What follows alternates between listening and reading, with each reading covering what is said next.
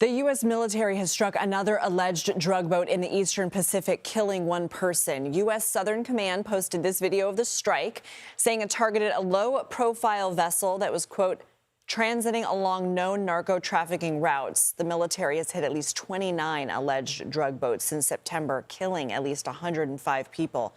The Trump administration claims the strikes are meant to combat the flow of drugs into the U.S. The U.S. Coast Guard is still pursuing an oil tanker in international waters near Venezuela. CBS News has learned the U.S. first tried to intercept this ship, the Bella 1, over the weekend. President Trump was asked about the tanker pursuit yesterday. It's moving along, and we'll end up getting it. Yeah, we're actually pursuing it. Can you imagine? Because it came from the wrong location. It came out of Venezuela, and it was sanctioned. For more on this, CBS News White House reporter Willie James Inman is in West Palm Beach, Florida. So, Willie, where do things stand with this pursuit? Hey there, Lindsay. Well, the U.S. remains in active pursuit of this vessel, as you mentioned. It essentially evaded capture. And now we know that there was a warrant issued by the Department of Justice for this vessel because it was involved in the illicit transport of sanctioned oil. So the president mentioning there that eventually they'll catch up to it, but it's noteworthy that somehow this vessel was able to evade capture and begin sending distress signals as it continued on to its journey. Now, over the weekend, there was a second vessel that was seized by the U.S. Coast Guard leading, an elite team leading essentially U.S. personnel to take that vessel and to seize it because it was transporting sanctioned oil. That's on top of that first vessel that is now off the coast of Galveston, Texas.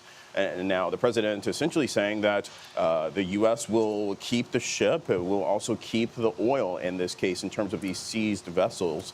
Previously, the White House press secretary said that all of this remains under a forfeiture process. There's a legal process that has to play out in terms of seizing that oil or the vessel. So we'll have to wait and see in terms of how that plays out. But this is yet again the continuation of that pressure campaign against Nicolas Maduro. The president mentioning yesterday in those remarks that the leader of Venezuela can essentially do what he wants, but that it would be smart for him to step down. And the president also going further with those land strikes. Remember, he hasn't ruled out those land strikes on alleged drug sites, saying they could be anywhere, not just in Venezuela. So the president certainly kicking up the bar when it comes to that pressure campaign against Venezuela, but also continuing that drug campaign, saying that he's focused on taking out those narco-terrorists that the U.S. has described, Lindsay.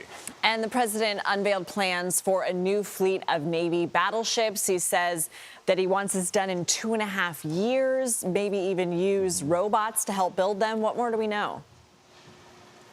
Yeah, there's a lot of unanswered questions about these new, what the Naval Secretary describes as Trump-class battleships. A lot of us reporters took note of the description of these large ships that President Trump says will be the biggest battleships ever built. Now, the plan is to have 2 of these battleships built in the years to come, possibly in 2028. That, of course, is the final year of President Trump's the full final year of President Trump's term in office. But these are certainly large ships. These would be able to carry nuclear cruise missiles, a new type of missile that will be developed. And President Trump says he'll be personally involved in the design of these vessels. He says he'll be meeting with the team next week here in Florida. He still remains on vacation until early next year.